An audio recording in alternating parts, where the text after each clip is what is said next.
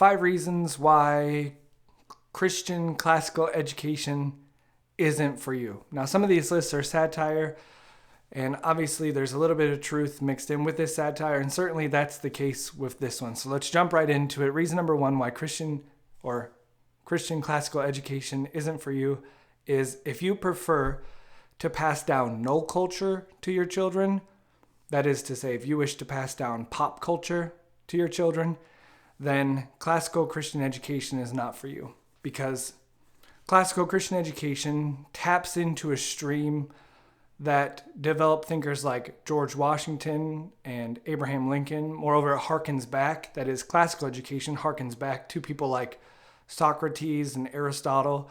We've got the A-team of Thomas Aquinas, Anselm, and Augustine.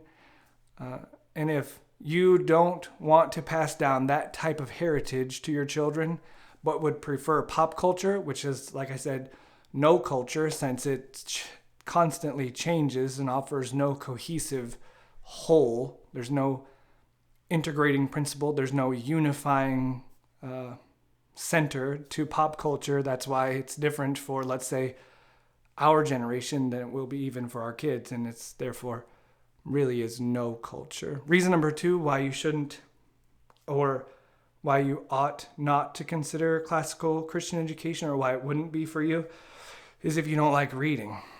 If you're not a fan of books, and if you don't like to read, then truly you should not consider this mode or philosophy of education, which ties into the next reason number 3. If you want something that's easy peasy lemon squeezy, then Christian classical education is not for you. It requires rigor, work, labor, discipline, and much effort, because it acknowledges that we are fallen in Adam and that by nature we don't like to work, and therefore it requires our children to overcome that sinful principle in themselves and to exert themselves in concerted effort. It requires hard work of the children, acknowledging that they don't want to work hard. And if you're looking for something that's easy, then Christian classical education isn't for you. Reason number 4 why you would not want to pursue Christian classical education is if you don't believe in objective standards of goodness, truth, and beauty. Since Christian classical education acknowledges that God is the source of truth, God is the source of goodness, and God is the source of beauty, those things are completely 100% objective, meaning they are standards to be upheld and adhered to. They don't change with preference. Truth isn't preferential, goodness isn't preferential, and beauty, since beauty is rooted in God, beauty is not preferential.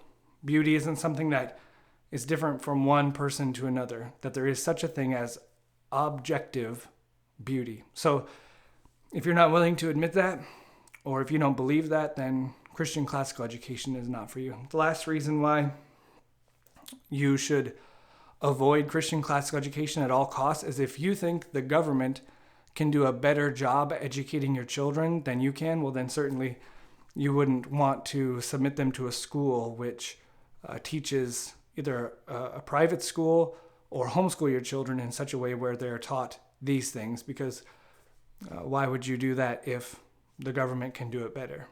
So if you're of the opinion that the government can do most things better than you can, or than private citizens can, then Christian classical education is not for you. So hopefully this is helpful to you.